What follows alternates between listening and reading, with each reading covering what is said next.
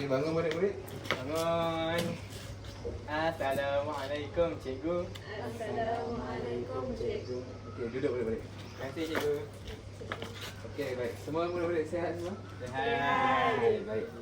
Alhamdulillah, hari ini cikgu nak ajar bahasa Melayu. Baiklah. Jadi tajuk pembelajaran kita pada hari ini ialah cerita di taman. Jadi aktiviti kita pada hari ini ialah untuk menyusun perkataan menjadi sebuah ayat yang utuh. Baiklah.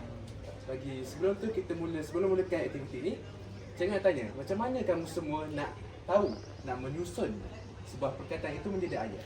Okey, Ahmad? Tak tahu. Tak tahu? Tak tahu cikgu. Sikit? Saya rasa kena ada subjek ke cikgu? Betul. Ada subjek, ada lagi satu lagi. Okey, Masya? Tak tahulah. Okey, Akin tahu? Tahu, okey. Baiklah. Apabila ada sebuah subjek, maka dia ada sebuah predikat di belakangnya. Okey, murid-murid. Sebelum kita mulakan aktiviti kita pada hari ini, saya guna kamu semua tahu perkataan-perkataan apa yang ada di dalam layar ini. Yang pertama, kita ada perkataan pergi, ali, taman dan juga ke. Baiklah, siapa yang sukarela untuk susun perkataan ini? Saya. Bagus sama. Baik. Bagusnya. Terus, pastikan subjek dan predikatnya tepat ya, Mak? Ali kot. Betul ke? Betul kot. Apa benda korang betul kan? Mesti kalau subjek betul ya. Maksudnya betul tu. Okay, kita kalau Ali taman ke? Ali taman. Cakap Ali taman kan? Ali pergi kot. Bagus. Ali pergi. Taman Ali dulu pergi. kot. Taklah Syikin. Ali pergi taman. Taklah, salah lah.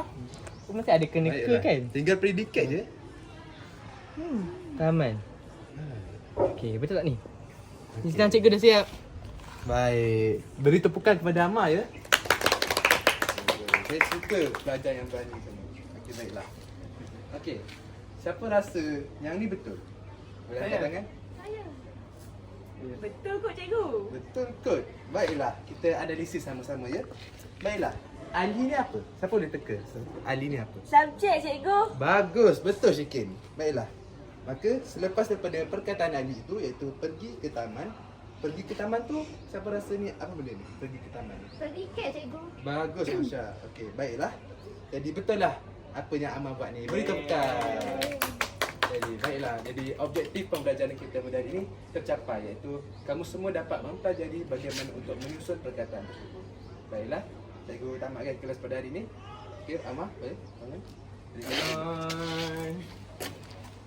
Terima kasih cikgu. Terima kasih cikgu. Sama-sama murid. Jumpa lagi ya untuk kelas esok. Okey.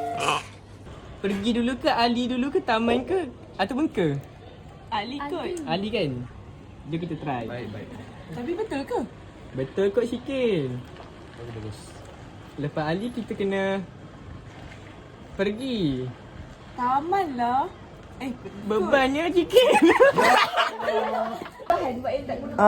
Tapi sekarang ni dia kena cut. Yelah buat yang tak guna. Bagus. Okey, jom kita try. Tapi betul ke Amang? Betul kot Syikin.